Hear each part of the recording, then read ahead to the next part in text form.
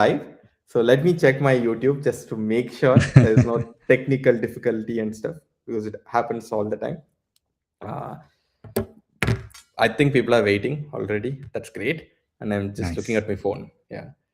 So we'll do the usual stuff, right? Like whatever, like um, everyone does in a live.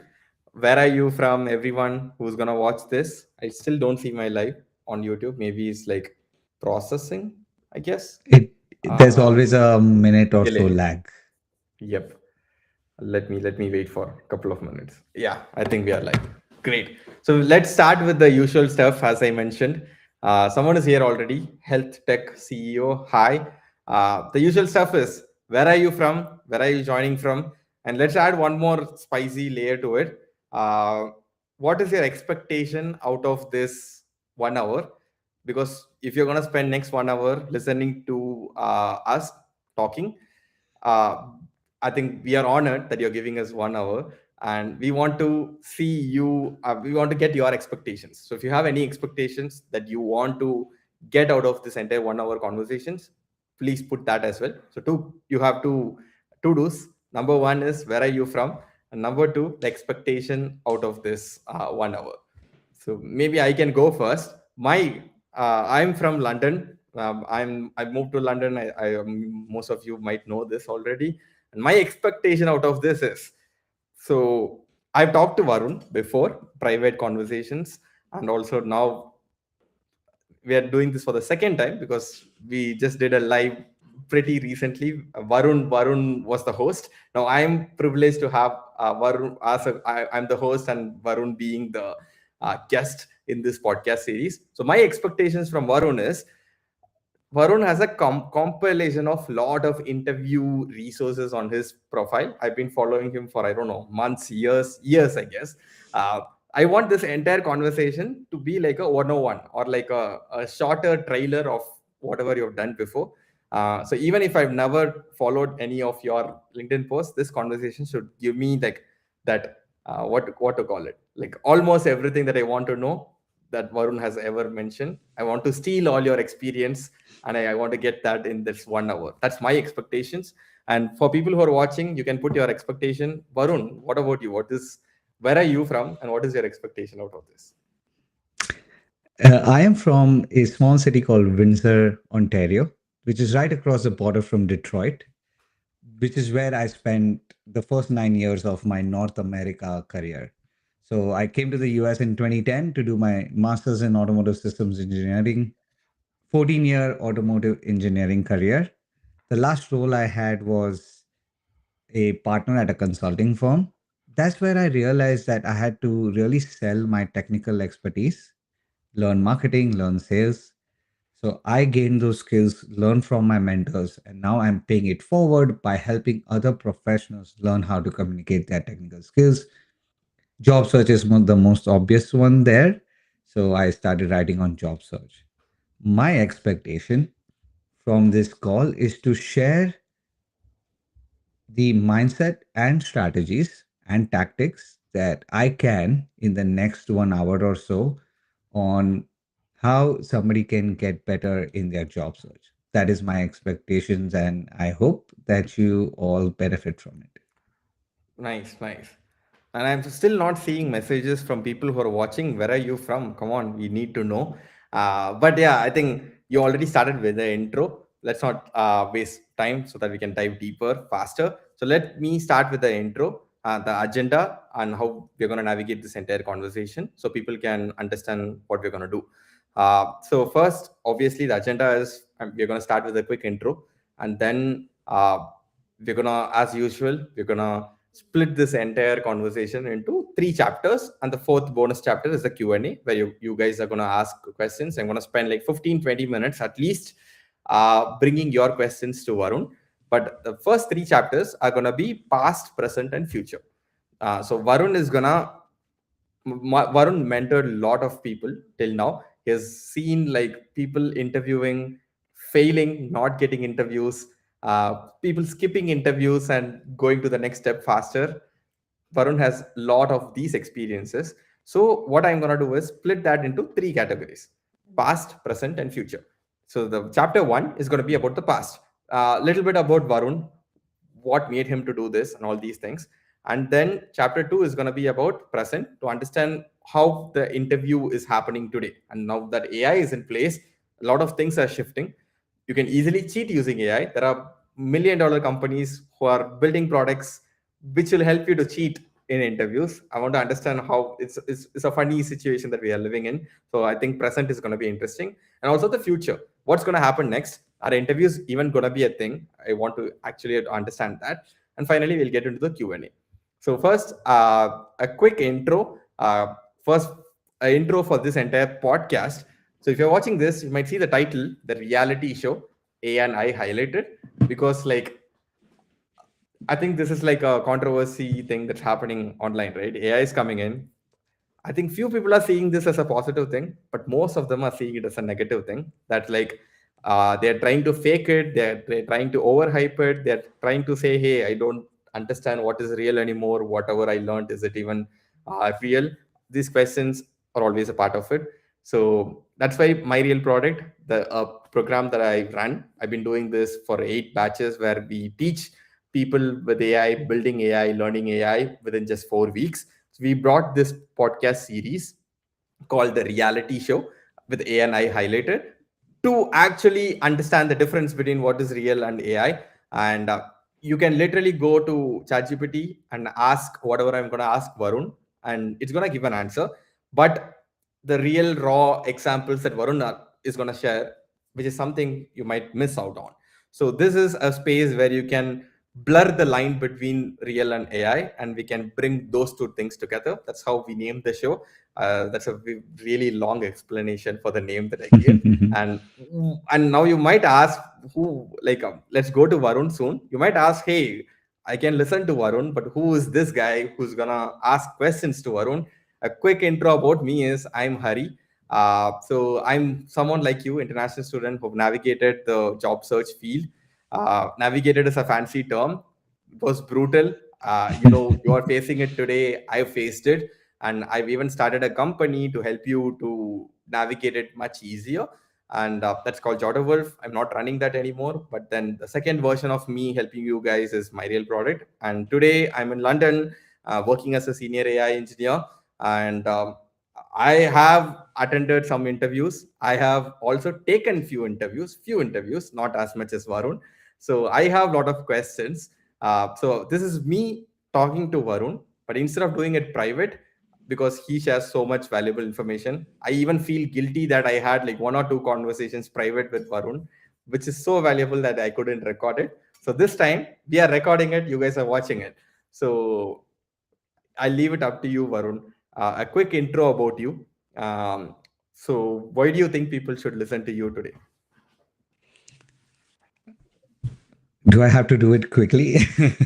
Your wish. Why should people listen to me today? Um, I think what I've been able to do is in my career, I had to learn things about how to sell my technical knowledge because I was part of this small consulting company and we had to get projects for it. And I could see that the founder that I was working with was the only person who was doing that. So I just raised my hands and I volunteered to be one of the people who gets business to the company. Now, I've been able to help the company get business from other Fortune 500 companies. Some of them you guys might have heard. Harley Davidson is one. Aramco is another. You'll find Aramco's billboard everywhere in cricket and F1 right now. Yeah. And those are just the companies that I might be able to talk about. There are many more that I may not be able to talk about. But what I realize is that there are separate skills. Like being really good in your technical work is an important skill, and most of the people listening will be good at that.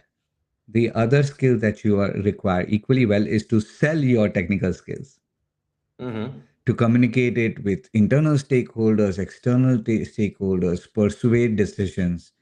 All of this I got to learn from investing in courses from people who teach you marketing and sales. I was able to then transfer that knowledge internally within my company and externally to get contracts. That's how I went from a senior staff level engineer to a partner at the consulting company. So that's one reason to listen to me is that I put a lot of what I'm preaching in practice. Another reason is I have an 83,000 people following on LinkedIn where I just share jobs or strategies. I've helped 23 people one on one get jobs in the US industry in the past 2 years. So that's another reason. And the final reason is that I have friends. Now, everybody has friends, but I've been fortunate enough to build networking relationships with a lot of recruiters at top companies, a lot of hiring managers at top companies through just writing on LinkedIn. And they have come on my platform, they have come into my courses and shared invaluable knowledge that I hope to transfer today in this call. Great. I think you already touched upon the most important point. Like interview is nothing but selling yourself. So let's start chapter one because I have a very personal and interesting question in chapter one. Chapter one is talking about the past of interviews, how it started. So do you remember the first ever interview that you gave? I remember the most memorable interview I gave was the one that gave me the internship at a Fortune 500 company just two Okay. semesters after my master's. Okay. And I'll just tell a brief story about that, and I'm sure people will take away something from it, which is Mm-hmm. imagine a group of five boys living in as roommates in an apartment trying to find internships. And you're trying to go to career fairs, you're trying to apply online, but then one of this friend just mentions, "Oh, there is a conference happening 30 minutes away." This is time where there was no Uber, there was no Lyft. Public transportation is a mess in most US cities, as everybody knows. So you're like, how do I get there? How do I go there? And this friend has just worked out everything. There is a senior who's willing to take a group of us there. But there's a lot of lethargy in the room during that period because you're already applying online, you're going to career fairs at your university, you're already just the air is sucked out. But I just got lucky and I went along with him. And this Mm-hmm. was again 30 minutes away from us. And I wanted to work in internal combustion engines. So I was looking at the roster and saying, okay, which of these companies work in internal combustion engines? I found three. I Mm-hmm. went to all three at this conference and they had a booth for career fair. Right there and then there was a recruiter. Her name was Olga. I still remember. I am still in touch with her all of Oh. these years. Mm-hmm. Olga was the first person who interviewed me for this company called Borg Warner. And Mm-hmm. I don't remember the questions. What I just remember is I had prepared hard for these in person interviews. She interviewed me instantly there, and I was brought in for an in-person interview at the company a couple of days later. So Mm-hmm. that was one of the most memorable experience. I still haven't forgotten that. That recruiter is still in touch with me, and I actually hope to get her on one of my chats pretty soon. Oh, that'll be fun, right? Full circle moment, right? Right? You interviewing her after. Yes. That'll be great. So yeah, like now coming back to, I have one more question. So when you are mentioning this, that the interview that you gave and all these things, so you didn't apply for it. You went for a networking event and you did something which is not traditional, not just like typical thing that everyone would do. So, Mm.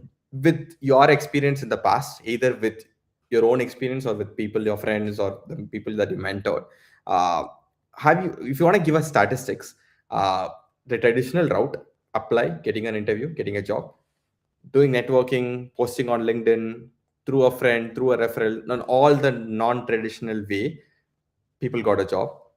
Which one statistically brought people more results? I'll give you a personal experience and then I'll share what recruiters have told me Cool. as to what they see. And these are Yep. recruiters at Meta, Google, Uber, Amazon. I'll share all of that stuff as well. So, Mm-hmm. personally, now when I was going into the consulting company where I eventually became a partner, that company, a person working there was my roommate. So, first, I got to know everything about the company, what it was about. And then that roommate referred me to the company. And what you will find surprising is that the tone of the interview changes very instantly if you're going through a strong referral. Now, if because I was going through a referral, it was the person who was interviewing me, the founder of this company, already knew I was a match for their company. I had the right skills. I was doing the same things that the company was doing. So now it was all about culture fit, a little bit of technical fit. So you're already having a leg up in the process. It's not like you are getting the offer as soon as the Hmm. referral is made, but you Mm-hmm. have a leg up, and the hurdles that you have to cross are much lower because trust is inbuilt. So let me get to the recruiter side of the equation and talk about trust and talk Mm-hmm. about time. So on the side of the hiring company, when when the company wants to open a job position, they do something called an intake meeting. And in this intake meeting, recruiters, HR team, and the hiring manager come together and they talk about what this role requires. Recruiters, and I've asked this question, are hiring sometimes anytime between 4 to 20 roles at the same time. These are recruiters at big companies. So imagine a person applying for 20 roles. What is their motivation? Let's do a brainstorming session, Hari. A Yep. recruiter, let's say they have 10 roles that they are hiring for at the same time. Mm-hmm. What are their biggest motivations they have, you think? Uh, they just want to close it as soon as possible. Right. They want to Yep. close that requisition as soon Yep. as possible with somebody who's a good fit. And the hiring manager then feels like, okay, yeah, this recruiter did a great job. They already bought me a really good pool of candidates. So speed is of importance and fit is of importance. Yep. By the way, I speak as if I could snap, but I just can't snap. So imagine the invisible snap as soon as we are chatting here. Yep. So speed is of increasing importance. So when I ask recruiters, how do you optimize for speed? Here's what they say, right? How do you optimize for speed? One, you look internally. Hmm. That's the first rung of people you look because performance data is already available and then they already know the company culture. So they will Hmm. be the fastest to close. The next come people who are referred. Mm-hmm. That is the second loop, second preference. The third preference is people who have applied online. Hmm. So there are two big layers before people who have applied online where they are going to bring them in quickly. They are going to interview them quickly because there is trust and then there is speed. So that's basically how biggest companies hire people is they go through this preference. Okay. I think that's a good start to understand how recruiters think and how they go. Now, I'm going to ask a follow up question, exact process, but I think that will bring us to chapter two anyway, the present situation of hiring and how interviews are happening. And let's spend a lot of time on this. They say live in the moment. So let's live in the present chapter for some time. So now I'm going to ask that follow up question in the second chapter. So the question is how the process is going to happen, but I'll go step by step when I'm asking the question. So now they're going to prefer the internal candidates first, as you mentioned.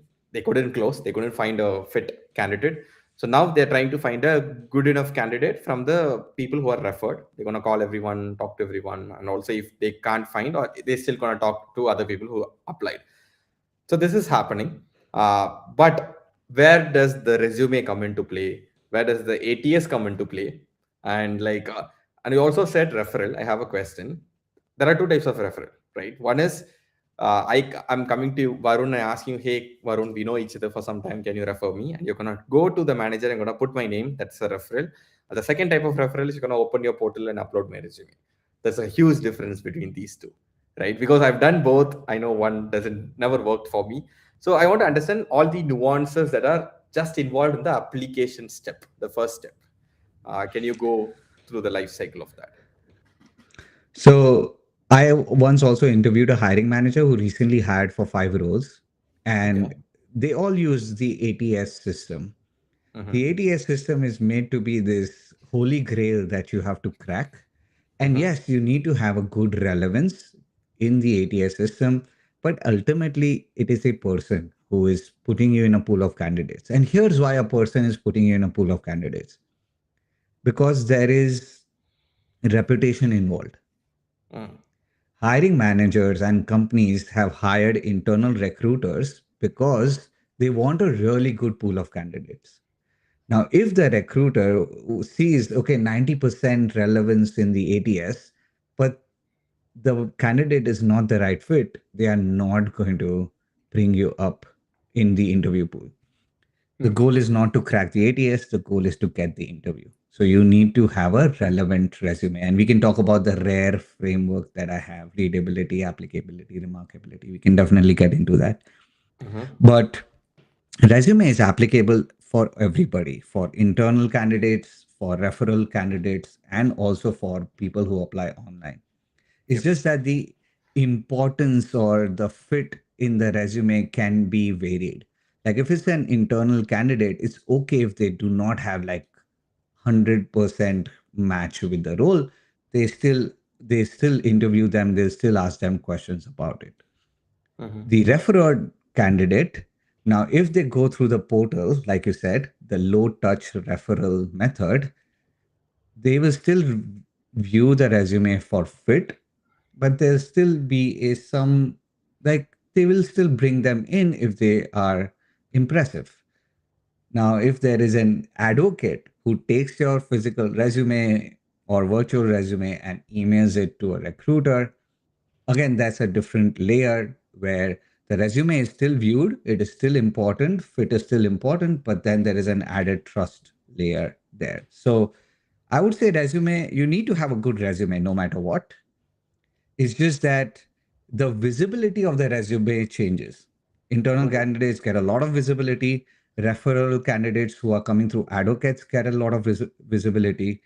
Referral without advocates are still seen in the Mm. portal as differently as cold candidates. So they are Mm. reviewed, they do get a little bit more visibility. Final is coal candidates, their visibility of their resume is the lowest in this list. So, a, a follow-up question on exact process that you mentioned. Is this any different if we take a company, a top company, Google, Meta, and like Amazon? Is the process same, or do you think there's something different here? From what I've understood, having had spoken to recruiters who have experience at Meta, Google, Uber, Amazon, the process of getting them to the interview sounds almost the same. Mm-hmm. Now, the process might be extremely different between a big corporation and a startup. A Mm-hmm. startup, you have more flexibility on how you reach out to people. Like you can pitch them a really strong pitch about their product, and they would prefer that over a really clean and exact fit resume, because now you are showing proactivity. You can still do that for big corporations, but you will, for big corporations you need everything to match. So Yep. that's the difference between a big corp and a startup. But between the big corps, from my vantage point, I don't see a big uh, difference between how people are selected for interviews. Okay. Because like I have a personal experience with Amazon. I have a friend who works for Amazon, especially the referral part. So his team was hiring for one of the roles, and he can see everything, the entire application pool and stuff. So what he mentioned is 33% of the people who applied for the role applied with a referral. The number might look weird, but Hmm. 33%, I think 1,000 people applied for the role. So which means Hmm. 330 people applied with referral. So Hmm. I think the numbers will make it difficult for Hmm. recruiters to go through even the referral candidates. But I think I Yep. get your point though. Even in that case, I think they are going to filter from the 330 first and then go through the rest of the 700 people, right? Yeah. And again, remember speed, right? As Mm. soon as they find a group of trusted people, there are like 10 people in the pool for like one role, then they are just going to close everything. and they are going to take those 10 people forward. So again, this hiring manager, you know him, Sohan Sethi, he was hiring for 5 roles. Uh, they closed the application process in 3 days for 5 roles. So Mhm. speed is important, and then how much visibility you get in the process is also very important. Yeah, I agree. And even like I have a personal experience here. So right now, I'm working for a startup. Since you mentioned startup, to give one quick, I'm not going to take much time, but one, two sentences on that is like, we recently hired like 4 people. You know how that happened? We conducted a hackathon. It's like a weekend hackathon. And I was like judging the hackathon as well. And like my CTO and everyone were there. And we basically not just like hired the winners, it didn't go like that. But what happened is we just handpicked people from the hackathon. Uh, we handpicked like around 10 people, gave them like a work trial. So which means you come to the office and you actually start working. So since like it's kind of an entry level role, most of these guys were in like schools and stuff, that they're in final semester and stuff. So they came to the office, everyone was given a sample project. So they were literally working on some sample POC. They built that, they showed the demo in. Oh, something happened.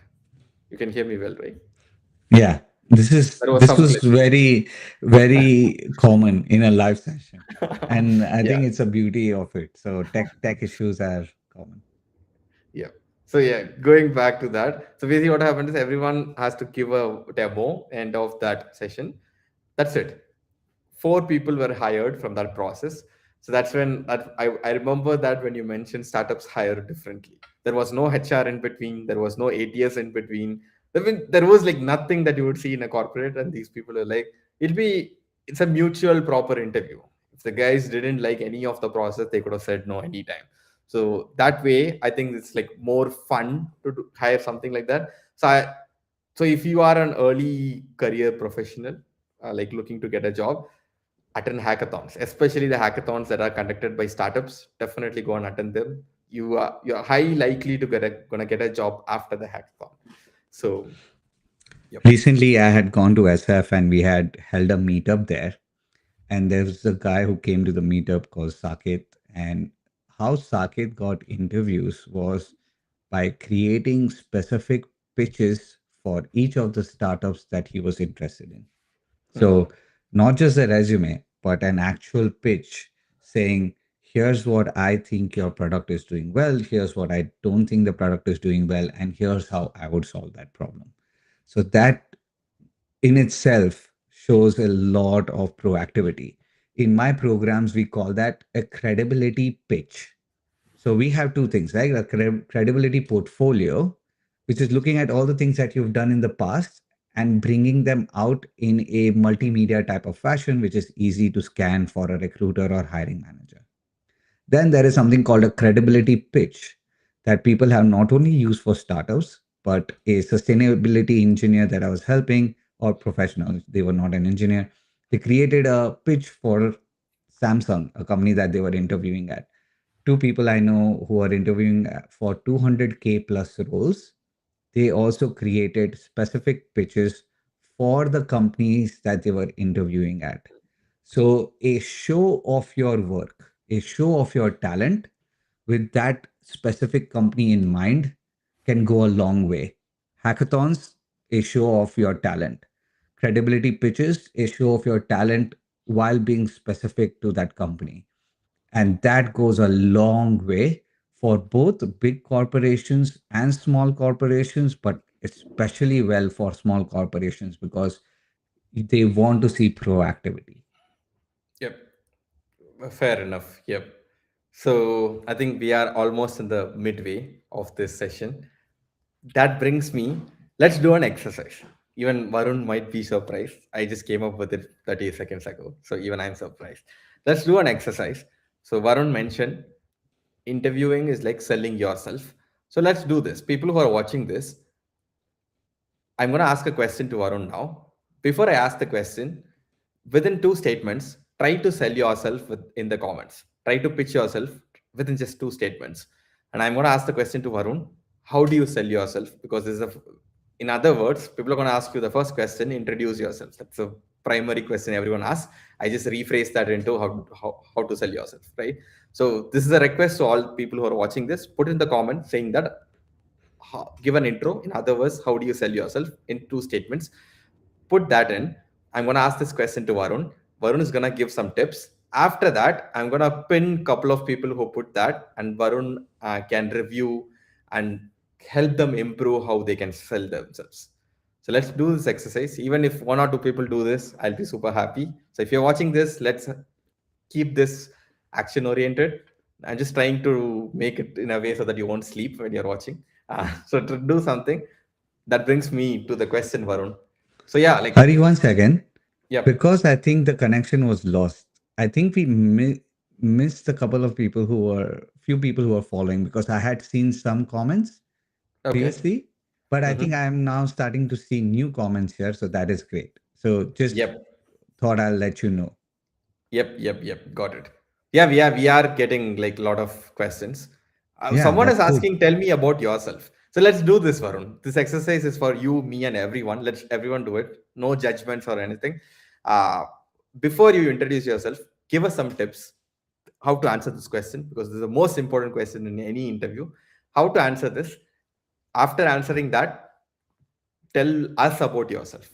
After that. Okay.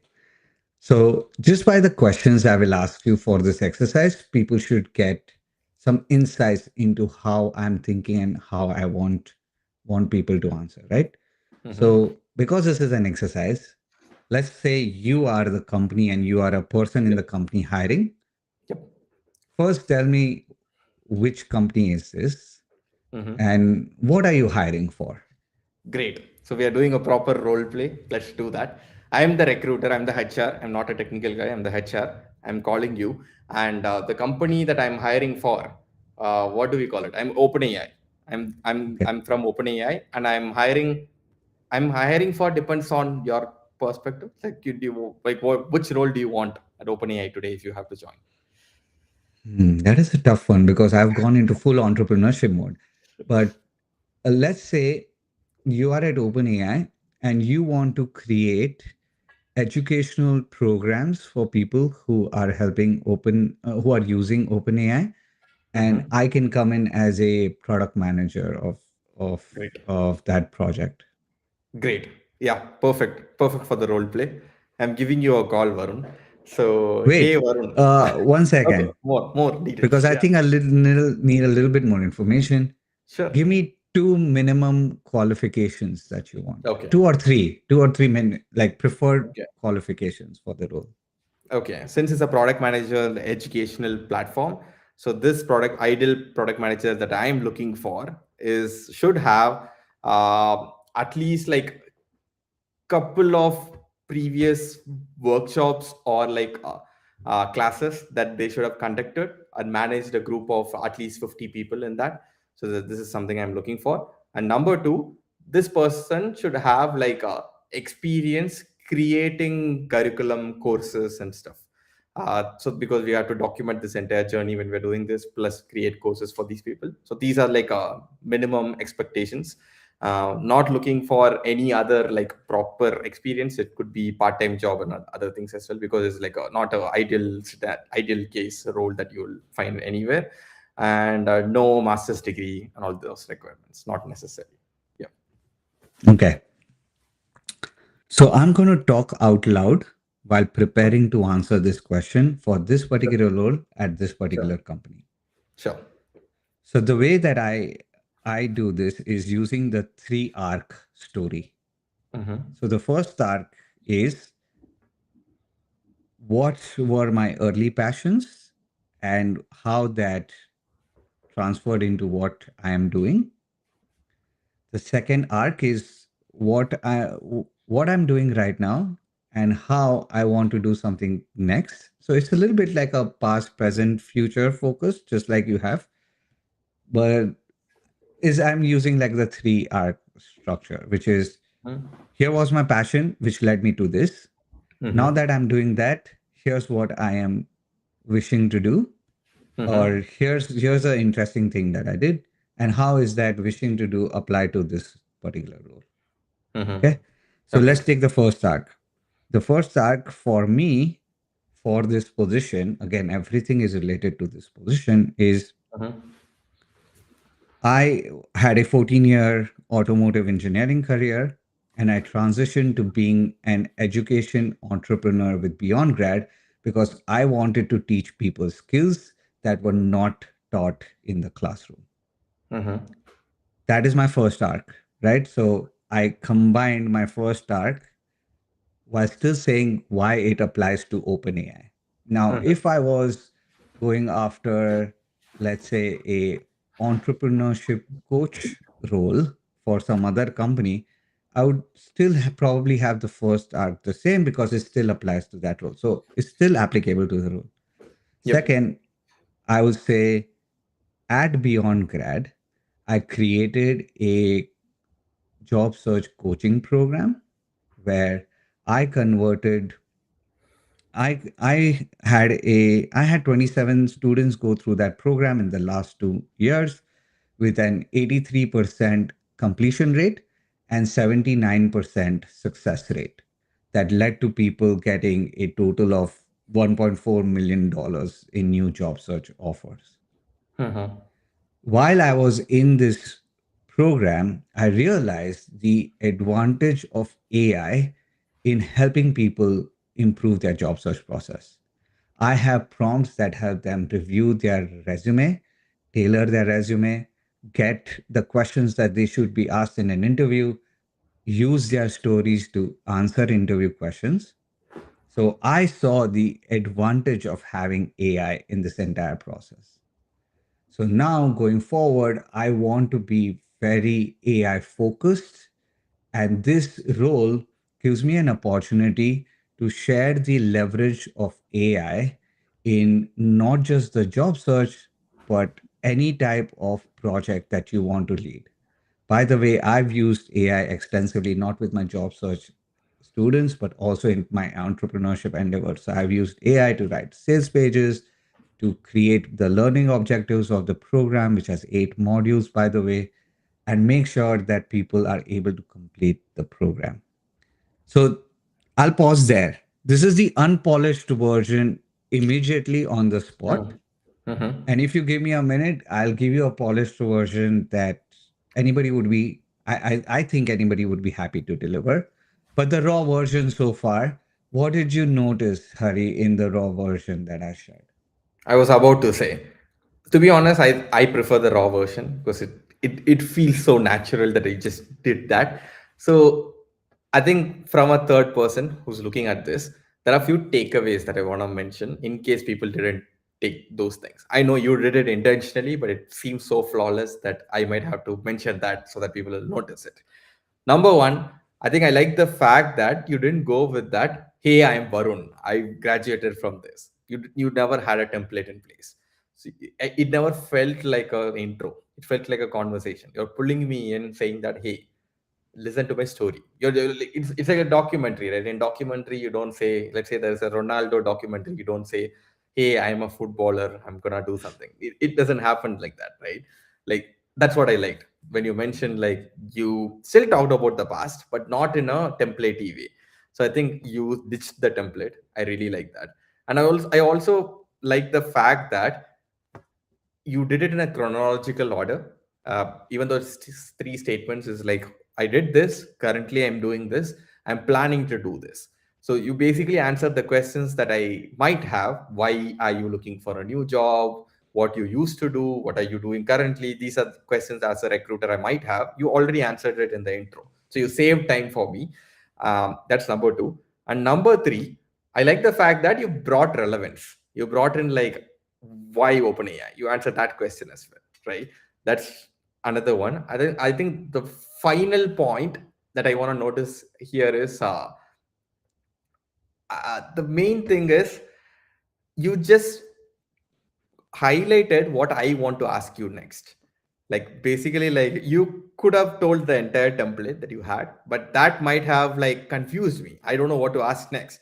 But since you just mentioned three things that you want to talk about today, it doesn't feel like I'm interviewing you. You are making me interview you the way that you want. So I feel like these are the takeaways from just the three statements that you made. So anything You else are related to not this? going to sell anybody with that answer. What you are Mhm. going to do with that answer is make you extremely applicable for that role. And Hmm. second, give a perception of credibility. Hmm. Like when I give you the answer that you heard, what am I doing is I'm telling you that, look, I've prepared for this role. I have really good communication skills and I can clarify my entire story in a way that speaks to you right now. So Hmm. this is 60 seconds, 90 seconds. I'm giving you exactly everything that is relevant and can show that I am a credible person because I'm giving social proof with some of the numbers. I am giving communication skills with how I'm helping you through the story. So you are Hmm. not going to get an offer on tell me about yourself, but you are going to be rejected on tell me about yourself because it is a question that you should expect and you should knock it out of the park every single time. Yep, yep, yep. And even I see it that way. Even if you're not gonna get an offer, but introduce yourself is what is gonna set the agenda for the meeting, right? Every word counts. If you tell a wrong word, you basically set the wrong agenda. If you mention a word that you never want the interviewer to ask, let's say you mentioned it just because it looks cool, there is going to be a follow-up question on that exact word, and the interview is going to go in the wrong direction, right? So that's great, that's great, but I still don't see anyone putting their like intro. Maybe I'll wait for a couple more minutes now that you have got tips from Varun. Because like I want to go to the next question that I have. uh, Maybe we'll go through the questions which are in the comments uh, in the end, in the final 15-20 minutes. Sure. We're almost there, I guess. Just 3 more minutes. Let's go to the future section now. We talked about the present, interviews, candidates, ATS, and all these things. The future, because we still didn't talk about AI. Like ATS was there forever, but after AI, I think many things change from a job seeker perspective. But I want to understand from a recruiter perspective, since you have talked to a lot of recruiters before. As a job seeker, interviewing became easier because like I can cheat, not just cheat, I can easily prepare for the interviews using chat gpt.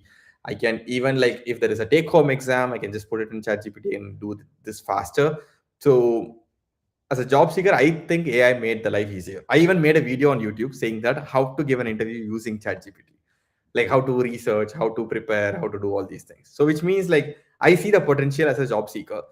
So now if I have to crack the system, I have to understand the system. So to understand the system, I want to understand how recruiters see AI. Is it helping them? If they are using a hack to filter candidates, talk to candidates, I might reverse engineer that and I can use it as a job search person. That's the reason I'm asking this. So what is the recruiter's take on AI? Let's get back to the intrinsic motivation that recruiters have. And you Mhm. you answered that. Let's just bring it up again. Sure. Hari, what is the intrinsic motivation that recruiters have in the process? I just want to get paid, finish this job as soon as possible, please my manager on the top so that I do a good job. Yeah. Exactly. It's like, how can I get to the right candidates quickly?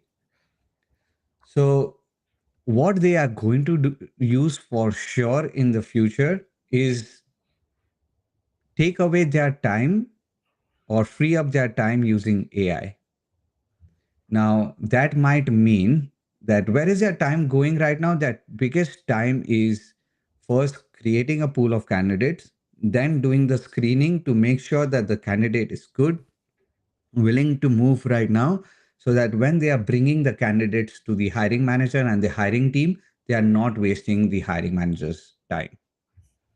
So, what I see them implementing extremely quickly is going to be AI screening. So, the screening round is going to go more and more towards AI because that is a big chunk of their time at the Mm-hmm. start of the process where things may not be as clear. So, now, will this be like a pre-screening AI?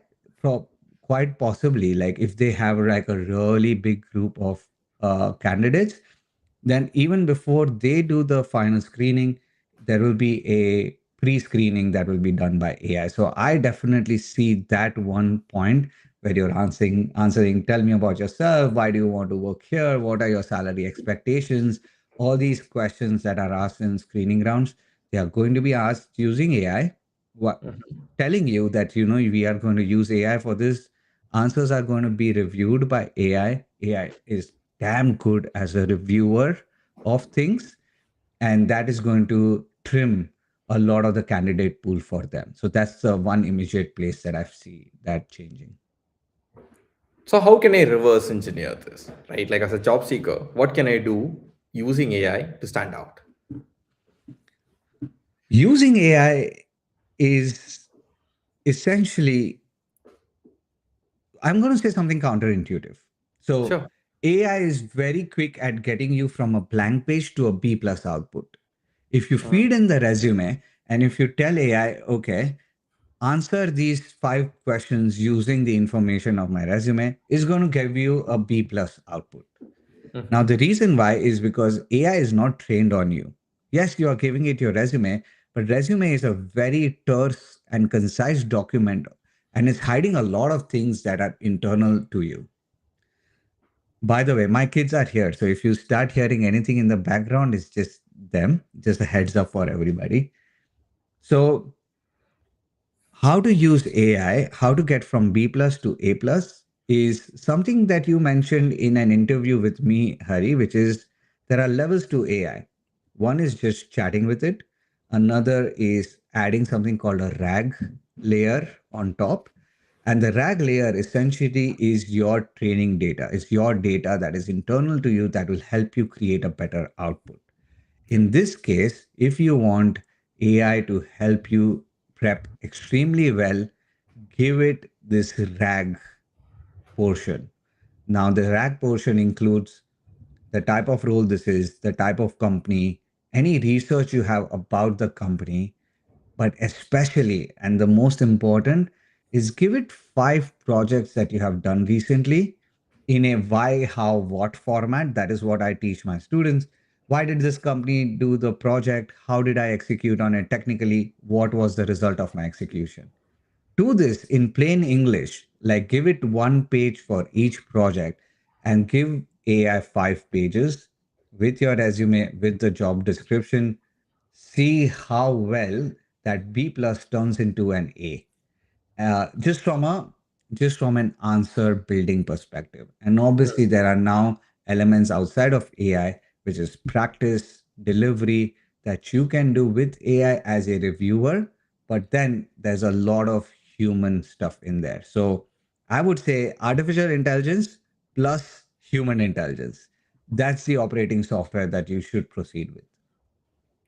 I think I'm glad that you remembered the rag, what we talked over there. And I think it's a really great way of seeing this, right? Giving your private information and like using AI as a plugin instead of just letting it to do the being the master. You just use as a plugin and you navigate the entire thing, and eventually it's going to land a really good resume. It's going to prepare a really good pitch, how to sell yourself, and like all these things, right? I think we're almost in the end of the live, so but we're going to go through all the questions that we have, because that's the most important thing. That's the reason we're doing this live. But before that, yep. Can I share one thing, Hari, which is Sure. something interesting that AI cannot replicate? Now, Mm. one another secret that I wanted to share from a recruiter was, and this is a recruiter called Brenna, and she's an ex Meta recruiter. She Mhm. wrote a post once about how when there was an intake meeting to talk about a new position that they wanted to open up. I don't know if this was specifically at Meta or another company that she's worked at. The hiring manager came in with a list of candidates. Okay. So, to close the loop of past, present, and future, what I do perceive is going forward, hiring managers and recruiters are going to bring in a lot of candidates in because of the trust factor. AI erodes a lot of the trust because right now I can tell AI to create a resume for me specifically for this position, and it will create one with 100% relevancy, but it's all BS, or a majority of that is BS. So the trust factor is going to start eroding with AI systems, which is Mm-hmm. why managers bringing in a pool of candidates, recruiters bringing in a pool of candidates of people they either have met at conferences, they've seen them do projects and hackathons, or they have worked with in the past. I think more and more of the hiring is going to be done in that way, where there is already a pool of candidates ready before you even create the job position. Because of this case, in the future, that more and more reliance is going to be on people you know and Mm-hmm. people who have shown that they can do the work, not just talk, because talk is going to be extremely cheap in the AI world. Mm. Yeah. So your network is your net worth, right? Yeah, I agree. Yep. 100%. Yep, I agree. So you know what, like what recently, like when I heard the word network, I always heard it from a job seeking perspective for the past like 3 years and something. And I'm gonna break a new news. Like I'm quitting my job and I'm starting my business pretty soon. If you're watching this, I think you're first set of the people who to listen to that. I'm realizing this word networking is like literally everywhere. If you want to start a business, if you want to get a promotion, if you want to get a job, or if you want to like even like what buy a house, if you want a really good like what to say a service for your home, anything, your network is what driving everywhere, right? That's what is defining this thing. But I've always heard like networking is like, okay, let me network, let me stop networking after getting a job. I always seen it that way when I didn't have a job. And I start to realize I think it's not never, it's going to be a never ending thing. And to add on that, if people who are introvert and who are watching this, and if you hear the word networking and if you're getting intimidated, don't be like I am an introvert. But having, I think introverts having one-on-one conversation is never a problem, right? Like I like having those. So just think of it like you're having one-on-one conversations with few people, and eventually you'll have a very big network that you might not even know that you have. So but yeah, anything more to add, Varun? Because I have the final touch. The final touch is to add a plugin, and then we'll go to the Q and A. So for people to follow you, to understand what to the follow up questions or like all the your beyond grad workshop, how to join, and would like to know all these things. You can give The a closure for that. easiest way for people to reach out to me is on LinkedIn. I'm Okay. very active there. DMs can get a little crowded, but if you send a good DM, I'll reply to it. You can follow me on LinkedIn. I write a lot about job search.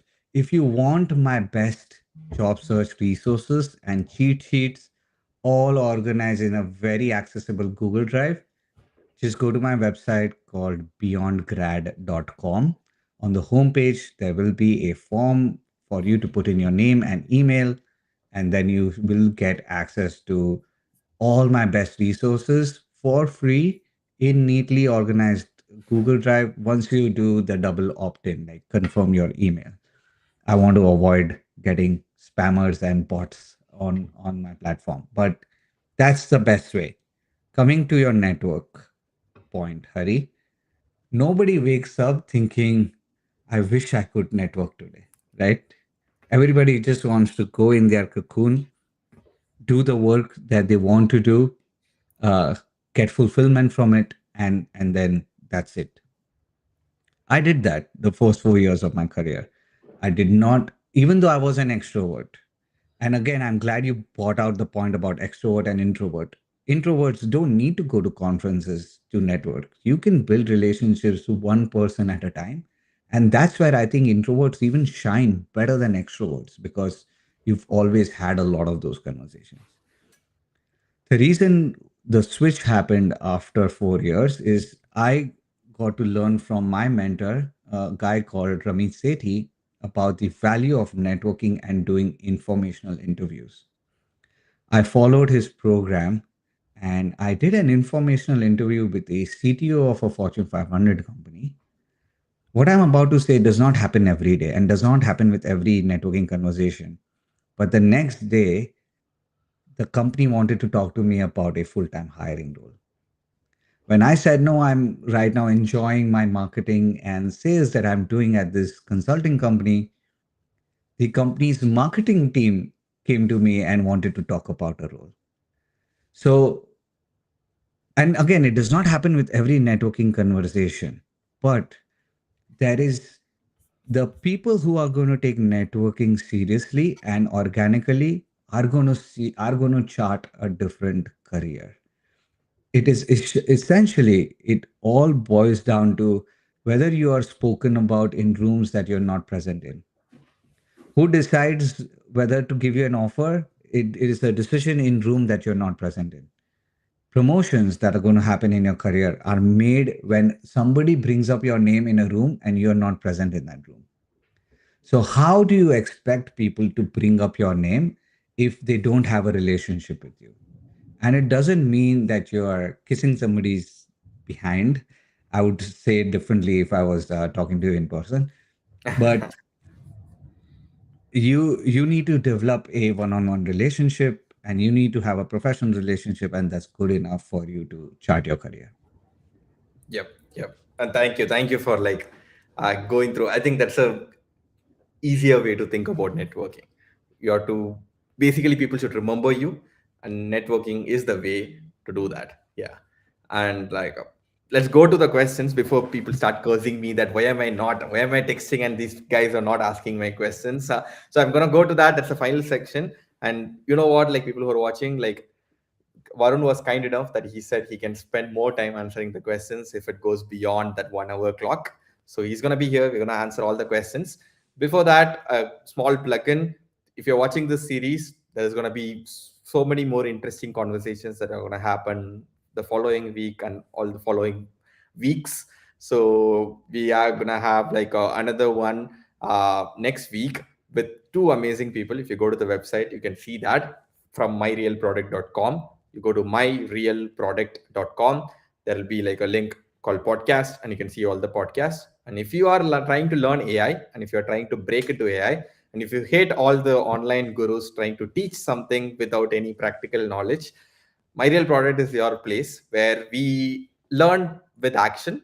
So we basically build an actual real product in 4 weeks, and you learn AI while you do that. So people have came with absolutely nothing, just with the motivation and like curiosity, and they built like an actual AI product in just 4 weeks. So if you are someone who's looking to do that, it's the same spot. Go to myrealproduct.com and you'll be able to sign up for the upcoming batch, which is going to start next week. So that's it. That's the plugin. And if you want more such updates, follow me on LinkedIn, and definitely follow Varun on LinkedIn, because every day I think it's like a motivation, a new tip that he always gives, like a framework or something. You'll definitely learn something new every single day if you follow Varun. So now let's go to the final chapter, questions. So I'm going to handpick everything and I'm going to put it on the screen so that Varun can answer. Let's just consider this like a rapid fire question so that I can answer fast and can move on to everything. And anywhere, Hari, you think that you can add a story or a concept or a framework of from your experience, please do that. I think what we want is value to whoever's listening. Yeah, thank you, Varun. Yeah, sure, absolutely. When I'm reading through the questions, if I have any opinion, I'll add it. So cool then. So I think there are some questions starting here. First one from Smriti Singh. I'll read out the questions just in case if people can't read the text on the screen. So earlier, the internship or early career interviews required 0 to 1 year of experience, but now they require 3 to 5 years of experience. How a recent grad will be able to tick that qualification mark? Yeah, I think it's tough. Entry level, it's basically a hopeful market right now. And it is a, in the real estate where they say it's like a seller's market, like it's like a company's market right now in the job search, because they can put anything and have people with 3 to 5 years of experience ready to take on a entry level role. So it is crazy in that sense. What can you do about it is you just have to find the motivation behind why they are asking that. They are asking that because they know that if that somebody with experience in this relevant role will apply and it will be happy with that and will take that on. So that relevance to the role or the experience for that role is something that you will have to show. Now, if you're going after, let's say, data analyst positions, then you need to show that you have data analytics experience. It might mean you take on projects, you show how you are taking scattered data online, converting into useful data, creating really good tools and dashboards to make meaningful decisions from that data. Essentially, what I'm trying to say is that you will have to show experience, even if you don't have company experience, you'll have to show experience of doing the thing that the position is asking you to do. And right now, there are many ways to do it. So the excuse shouldn't be, I don't know how to do it. It's just a matter of finding out how to get relevant experience and talking about that. And let me say just one more thing is that you should see where your competitive advantage is. If your competitive advantage is the access to tools, like a lot of early career folk have access to the tools that the university gives them. I remember as an automotive engineer, I had access to Simulink and GT Suite and all these amazing tools that are really expensive. You should take full advantage of that. Like if you have access to AI tools, build AI projects, use whatever tools that you have to make sure you get a competitive advantage in the industry. If you want to hear from me and say, oh man, I completely agree, they are asking for 3 to 5 years of experience, it sucks, you have no other way to figure it out, that's I'm the wrong person for that. I am somebody who has a very strong internal locus of control. The thing is, how can I make this work? Okay, I understand it's relevance that they are seeking, experience they are seeking. How can I show that I have that? And trust me, they will take you over somebody who has some years of experience because they might come at a higher price point. And this is still an entry level role. So they'll take you for the value that you bring.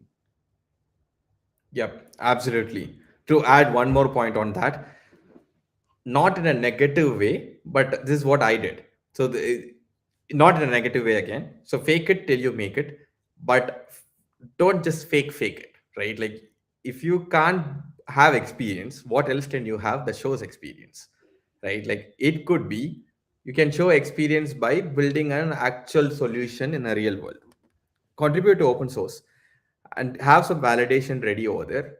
No one is asking you to have resume and stuff. Let's say you're in tech AI, build an open source model and put it out, put it in Hugging Face or something, and say that, hey, this is what happened, this is what I built. Now, would that person, like, let's say I'm a recruiter, I'm trying to hire, would I hire a guy with 3 years of experience in his job who didn't do much? But now I see you who have contributed, I see the energy, who I see the validation already done. Would I hire you more? And in this way, I think actually ignorance is bliss, because if you already worked in a company for 3 years, culturally changing you and making you fit for my company will be little tricky, because I don't know what culture you're expecting when you come inside the company. But I've seen the entry level candidates adapting very easily once they come in, because they don't have a benchmark. They're just energetic, they're just curious, they just come in and they accept whatever the culture is. So that is a bliss for sure. So I think companies, lot of companies are not seeing that. To be honest, like if I'm hiring and if it's my company, I would definitely make sure the first two hires are definitely people who are entry level folks. Like like this is like something I have like a promise to myself. Since I'm starting a company, if it goes well, right now I can't even feed myself, but if it goes well, that's like a promise I made to myself, that I should hire a person with no experience, because I've been there, and it I know what I could do when I didn't have an experience. I'm sure a lot of people who are watching this, I know you could do a lot more things. You just have to prove it, show the validation. That's it. Nice. And yeah, let's go to the next question. So from Soumya, what about recruiters proactively reaching out to candidates on LinkedIn? I see that happening as an active recruiting channel. Like, what do you think? Is this happening, Varun? Yeah, absolutely happening. Especially if you already have experience and really good brand logos behind you, then the conversion rate is much higher. So I'm helping somebody who is a product manager at Amazon. When they reach out, the conversion rate is higher because they have all this amazing experience behind them. So, by the way, Soumya, if she's the Soumya we both know, then hello, nice to see you. Um, I use a system called Flywheel Strategy for my mentees, and I'll quickly go into it.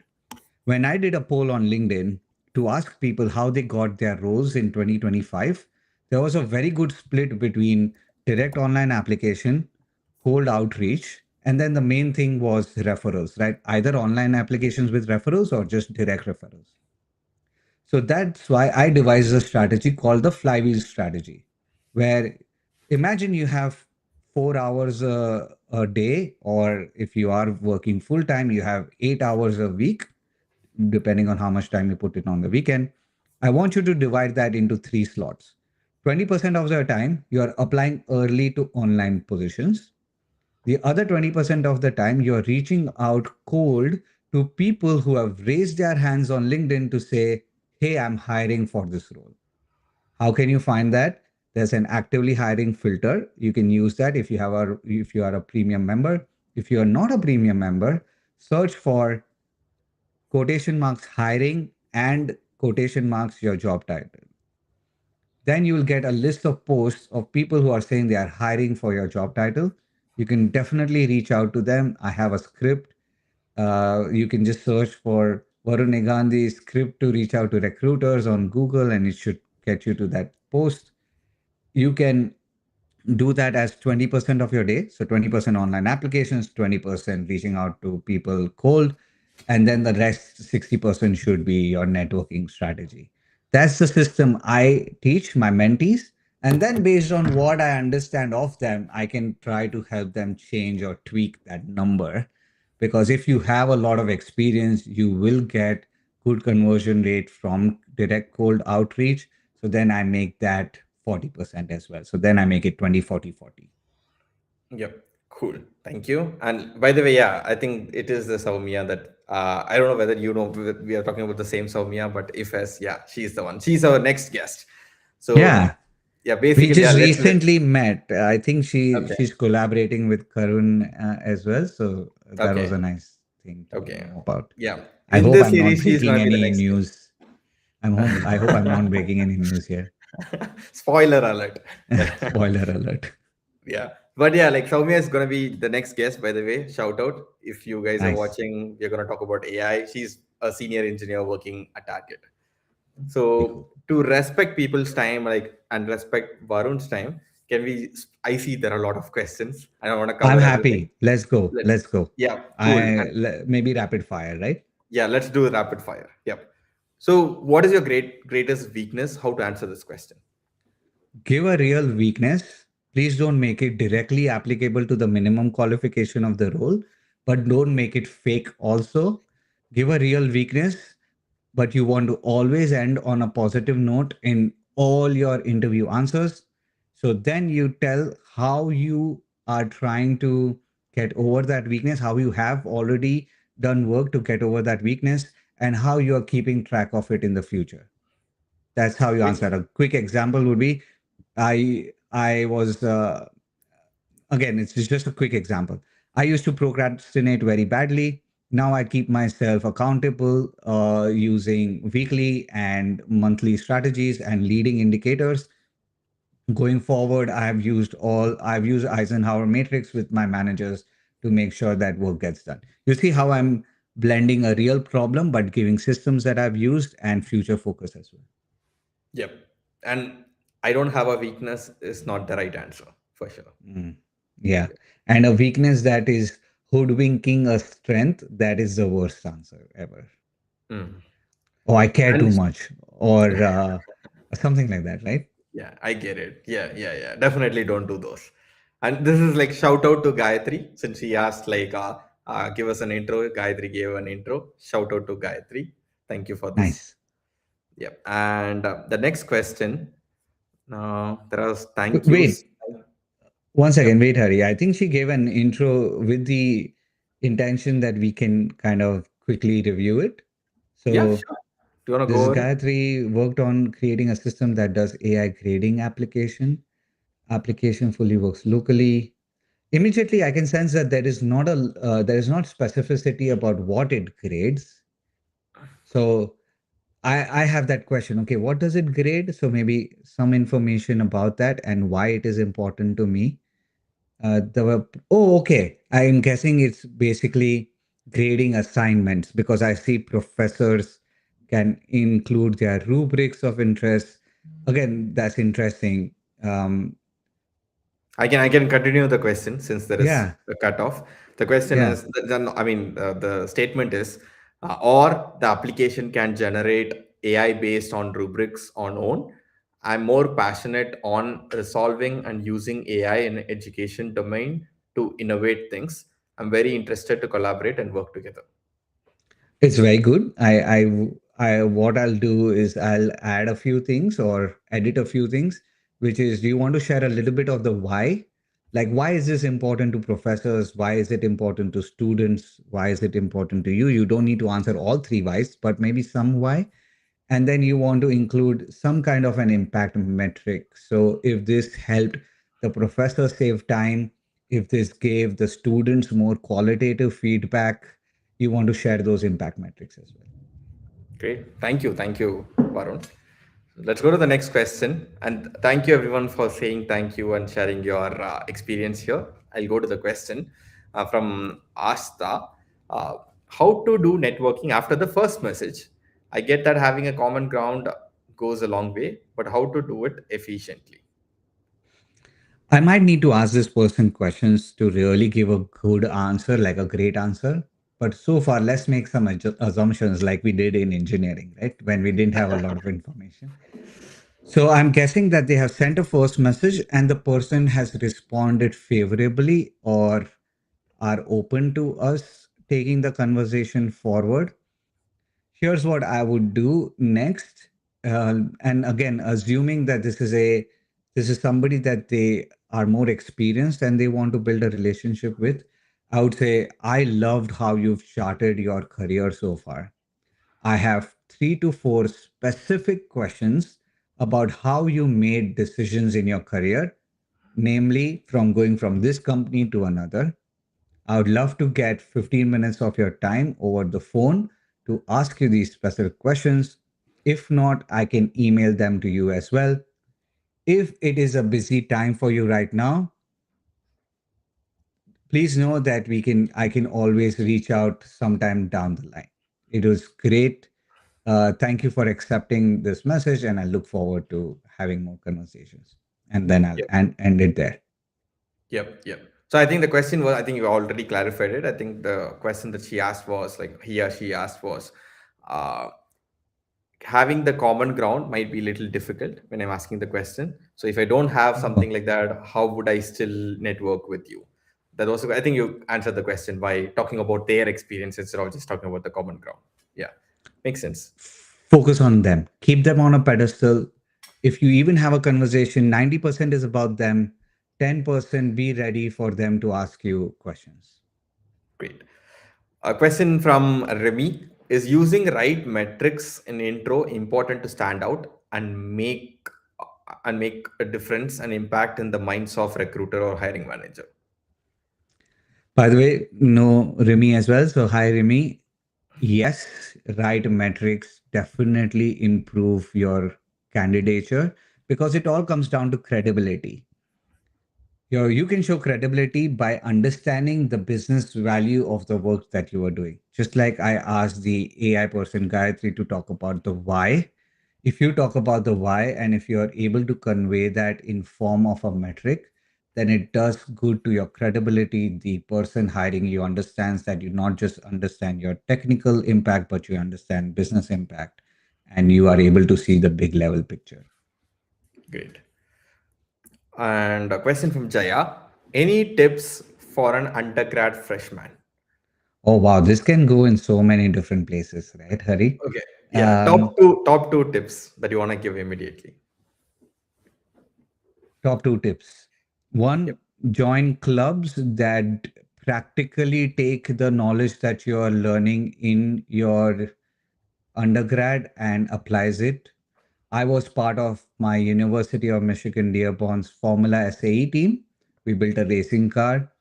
And that was a big part of the future interview rounds I had in the interview process, even after 2 semesters of being in the US. So, join clubs that take your theoretical knowledge and convert it into practice. Two, use your student card to network with alumni, network with professors, network with people in your career services. If that means that you have to buy them coffee, yes, oh my God, you are a student, you are holding your purse tightly. But dude, I have been a student and I have seen students spending money, right? For things that give you pleasure. Put some portion of that towards networking, buying people coffee, asking them questions. Reach out to alumni. Alumni are very happy to help people that are in the same university. So those two things. Great, great tips. And by the way, like most of the alumni and seniors, they will pay for you if you go for it. Yes, Most yes, probably. Yeah. yes. If they are earning, even if you offer to pay, most of them will end up paying for your coffee as well, or Yep. they'll pay for theirs and you pay for yours. Yep. Again, I think people overestimate the money that they are spending for genuine stuff versus materialistic stuff. I've been there. I've done this as well. So Yep. Yep. speaking from experience. Yep. Yep. Yep. Same. I agree. There is one more intro that we have to review from Srivatsan. My intro: I'm a data analyst with the year of experience, proficient in SQL, Python, DBT, Snowflake, and Airflow. I enjoy turning messy data into actionable insights. Would love to get your take on this. Direct question. What do I know about Srivatsan from these two sentences? What do I know? Nothing. Like nothing about him particularly. I only know about data analyst. Like Data it's analyst. obvious that a data analyst will have SQL, Python, Snowflake experience. I know that all data analysts like turning messy data into actionable insights. If this is about tell me about yourself, you are missing the you or the self. You're missing yourself in the answer. So I would need to know more about you. Yep. Like use the 3 arc method. Why did it get you in the data analyst space? Like what was a passionate thing that happened that got you into the data analyst space? What did oops, I don't know. It happened Did I again. get out? No, Did no, you no. get out? Like, yeah. No, no. It's Okay. just another glitch. Yeah. This needs a lot more you to even for me to then get to the next stage and re-give you feedback. I think right now there's a big gap where the first step is to just put more about you in this intro. Yep, exactly. Since I've been in this space for quite some time, one point to add: don't think from your angle. Think from the person who's listening to this. I talk to a lot of data analysts, data scientists, like AI engineers, and everyone uses the same statement: turning messy data into actionable insights. Never use that ever again. Uh, if I were you, I'm a data analyst, as Varun mentioned. It conveyed the whole thing that you already mentioned. Now get into domain. Like, I am into marketing. I help sales and marketing folks to do their process better. Now I understood that, okay, you are a marketing data analyst, right? Like, get dive deeper, get into the niche, make me help me think about you in a special way, so that like I'll remember you the next time that I talk to you, right? I know I'm punching without gloves because I'm just getting to the point. I would rather just help you. And I think that's what empathy means is to tell you that, okay, there's a gap between where you are and where you need to go. The next version should have you and domain. And even then, I'm sure that Yep. I or Hari will have feedback to improve that further. Yep. So next question. This is an interesting one. How to network without sounding like it's not just for the purpose of a job, but increase connections, network truly to know about people. Before Varun answers, can I answer this? Yeah, go ahead. So the thing is, stop thinking like this. To be honest, I don't know, it's like a controversial take I have. I immediately want to answer this because I get a lot of DMs with this. Just ask for the referral because that's what you're looking for. Just keep the intention very clear. Even if you make it sound like you're talking because for the referral, make it clear this is the reason I'm talking to you. you respecting that person's time will make them respect you more. And you can always give them back next time. If they're asking for something on LinkedIn, give it back to them. But today you want a referral, that's why you're talking to them, just mention that. I think it's just an opposite answer what you're expecting, but I think personally that's my take on this. But Varun, you can go I do not like that. now. So you can get a referral using this method, right? Some people will give you a referral. It Yep. will almost always go in the low touch referral bucket. Mm. So bringing that topic up. So every referral can be two types, right? One is a low touch referral where somebody just puts in your resume in their internal portal and then wash their hands, that's done. And then there is the advocate type referral where they are actually moving things behind the scenes to get you visibility. Very rarely will this direct approach get you an advocate. Now, if you are in a time crunch and you want to use this method of directly going to people, I can totally understand because building an advocate type relationship, even with a stranger, it is possible with a stranger. I've seen it in with my mentees, and I was surprised as well. It just takes longer, so you have to accept that risk. So Hari's point is valid if you want to turn around quickly, but you have the risk of that person becoming a low touch referral and not an advocate. And very rarely can you then extend your, like, very rarely can you just ask for a referral and they say, okay, now I want to build a relationship with you, right? Because that transaction has already happened in a way. So, at the risk of having it take longer and still not being fruitful, I would rather try to build an advocate type relationship. It's very easy to do that using two steps. One, keep them on the pedestal and ask them questions about themselves. It may not necessarily help you right now in this moment, but ask questions about how they made career decisions. That's one way you can remove this doubt. The other way you can remove this doubt is just say that it doesn't matter. I mean, I'm not looking for a job at I'm not just reaching out because I'm a job seeker at and looking to make this a transaction. I really want to learn from you. And then if it organically happens that, okay, would you be willing, if I do look at a role, would you be willing to refer me? No pressure. I still value this conversation from a mentorship point of view. Then that's the way you do it. I would, if you just focus on the first part, you don't even need to say the second part, but go with that mindset that whether you get a referral or not, this is a really good person that you can learn from. That's how you will build a longer lasting relationship at the risk of not it converting into a referral immediately. I agree. I agree. I'm on page with you, even though it's a contrasting opinion. I'm on page with you because I see people doing both at the same time.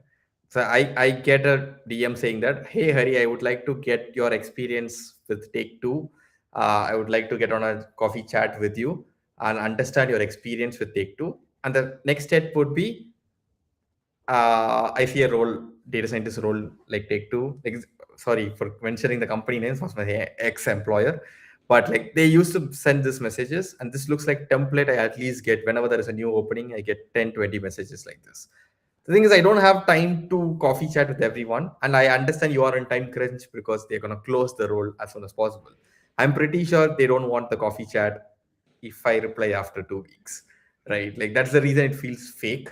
That's the reason I said be on point. I referred people who just said referral. I in fact referred everyone who were asked if I think they're right fit. So that's the reason I told. But in long term, if you want people to remember you, definitely have to talk to them, understand them, hold on a bigger relationship. Yeah. In that case, I would be more direct, right? I would be Hmm. very direct in the first message that, hey, I think I'm really a strong fit for this role. I have been following you. I love your content. I know you work at this organization. Would you be willing to refer me? That is more like a cold message that you are already sending maybe to a recruiter or a hiring manager.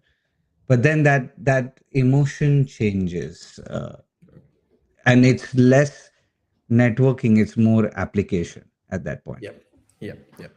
Agreed. I just understand there are too many questions right now. Let's just spend Okay. 6 minutes, right? Is it okay? Okay.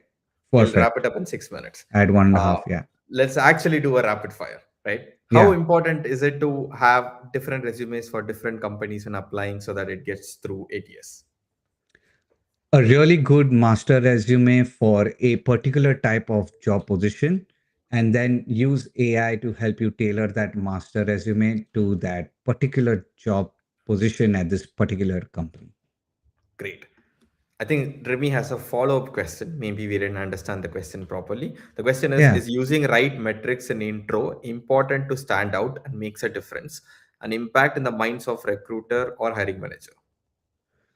In the intro, meaning tell me about yourself. I guess so. Yep. Yes. Cool. So do international experience count or weighted counts or like weighted less? And do certifications still a thing to suffice or show credibility, especially for experienced job project roles in USA? Two questions, both yes or no question. Uh, Yeah, Both answers, I would say you cannot take it 100% because it's little bit of a subjective, both are subjective. Some people value certificates, some people don't. So the answer, international experience counts. You have to do the job of showcasing that it is relevant experience, it is really good experience, because on face value it gets discounted. Like let's say for example, experience in India gets discounted by a few years if you are applying in the US, unless you kind of show that you have done really good work. Certifications is very subjective. It might be something that you need to qualify for the role, but they are going to look beyond the certification and actually test you in interviews as to how you handled real life situations. great. And I think it's a very big question. I express my interest to work in a certain role, my qualifications, and a short call to connect and express my fit to recruiters, hiring managers, or maybe some engineering managers. After accepting my connection request, they do not reply with anything. How can I follow up to reiterate my ask to have a chat and not making it repetitive and annoying and being considerate of their time? I would, after a week, float the initial message saying, hey, I just wanted to float this message. DMs get busy. Then, if they still don't respond, then I would send them something interesting that I've found, maybe a post, maybe a news article with my top three insights. This may be at the 1 month mark. You see how the I'm going. It's like you cannot badger people like a week, like something like that. And then I would then after that follow up every quarter. I know this is not the answer that you would want to hear, but expect to be ghosted in the entire process. Yeah. And ready to accept the reality that, yeah, it's okay to be ghosted. Uh, how to interview with extensive global top tier experience for a simpler earlier career role? I think the biggest question that recruiters will have is why do you want that? Like, if you have extensive global top tier experience, why do you want an earlier career role? Is it a pivot? Like, you are pivoting from something that you have deep expertise in, but something that you don't? In that case, you might still have to do some projects to show that I have new relevant experience and I can bring the advantage of the past extensive experience to it. Hello, Varun and Hari. How to build a meaningful connection with a person in LinkedIn at your target company? Fun-filled, informative time on Friday evening. Yep. Thank Hey you, Varun. Arun, I think I've seen him in my comments as well. I think they are from Germany. So hey Arun, so that's for probably evening. Uh, Meaningful connection with a person on LinkedIn at your target company. See if they are a creator on the platform. If they are a creator, the best way to do that is to show up in the comments with a valuable comment. That is hands down the best way to make a meaningful connection. If they are not a creator, then it becomes a little complicated. You might need to find warm filters. By warm filters, I mean common place that you've grown up or common university that you were a part of, common projects that you're working on to try and build something, but you will have a low conversion rate. I'll give you one more quick one. Warm intro. A lot of times, if I want to make an intro for somebody, like Hari wants an intro from somebody, he'll reach out to me and say, "Hey, can I get an intro to somebody else that you are connected to?" And if I and that other person are willing, make the intro. That's another way to build a meaningful connection, at least the start of it. Great. And there are so many questions. I'll just make this as a final question. Please don't curse me for people who I didn't answer. Follow us on LinkedIn. I'm pretty sure you'll find an answer for all the questions. If not, I'll beg Varun and bring him back again in the series of podcasts that we're doing. And this is the final question from Nivedita. I have over 6 years of experience in consulting, ex Deloitte. Now I'm trying to get into companies in my desired roles, business plus data. How do I position myself that make me stand out in the pool of candidates? I will have to ask Nivedita a lot more questions. Like, what is her USP? What is something that she's really good at? Does she have past experience in doing business plus data? Does she have project experience in doing business plus data? Basically, Nivedita, you will start to realize where I'm going with this with the questions that I'm asking, right? You have to take a look at all the data that you have available, and then you will be able to position yourself better by using the lens of the why, how, what analysis. Like, why did I do this? How did I execute on it? What was the impact?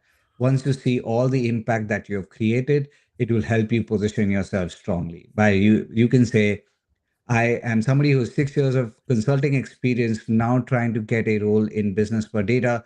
These are the top three impact that I have generated using my past experience that apply well to this position. Yep. So, with that note, let's end the conversation. And Varun was so kind, and he basically spent 50% more time in this conversation. And I enjoyed it. I wish this could go all day, but Varun and you guys might not have time. So, we'll end it. We'll have to do this proper series. I want Varun to come back soon. And this was thank you so much, Varun, for being a part of this, and thank you everyone for being like active, asking your questions. There's so many questions I didn't expect, even though the number of people who were active were less. Everyone was trying to ask a question. I'm so honored that everyone tried to do that, and you spent your Friday doing this. So I'm even more honored because of that. And thank you, Varun. And this was super insightful. I know it was insightful. It's not like a surprise for me with all the posts that you put on LinkedIn. So that's those are the next steps. So I know we try to a request to people who are watching. There are so many takeaways that I have. I'm sure you have too. So maybe take a screenshot of this entire conversation and go to your LinkedIn and share what you learned from this entire thing. Just it's like a butterfly effect. It might reach a recruiter or it might reach your community. It might like it's that's how it happens.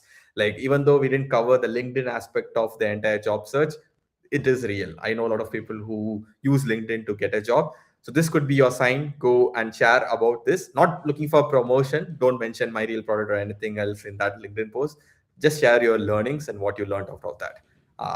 And again, thanks again, Varun. Thank you for being a part of this. And I'm looking forward to this again, either through your series or the same series as part two.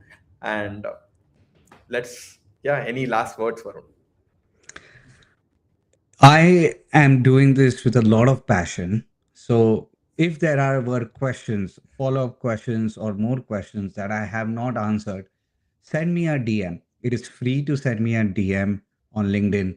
What I might not be able to do is answer each and everyone individually, but what I will do is probably do a Q&A episode in the future where I'll take those questions and make sure they are answered and share a link with you when I do that. So please send me a DM. I don't want to leave anybody hanging. That's just a little bit of my nature, and I'm doing this with a lot of passion. So I'm happy to help. Just know that it might be in the fashion that I shared with you. But about this conversation, Hari, it is awesome. I still remember the first call we had. You were doing your startup while being on OPT, and we had a great conversation then. And have been amazed to see how you have grown through all your experiences and you find yourself in London right now. I'll visit you and we'll go to the Sherlock Holmes 221 Baker Street Museum Of but course. it's great to see you. I'm happy to be part of this project that you have. And thank you so much to everybody who asked their questions, who are involved in this process. We respect your time, and I hope you've gotten amazing insights from this discussion. Yep. Final closing note. Two things if you want to take away from this. If you have any questions, go and ask Varun, and you can go and sign up and get all the resources that Varun mentioned from Beyond Grad. And if you want to get into AI and if you want to build and learn in AI, go to myrealproduct.com. And if you want to listen to more such conversations where you learn and how to upgrade your career, we're doing a series of many videos, live sessions like this, where you will meet amazing people like Varun, and make sure to sign up for all those events. And but you have to see my face in one side of the screen. You have to adjust with that, but that'll be the other side of the screen will be great, and have fun with that. So thank you everyone. Nobody minds. Nobody minds seeing your face.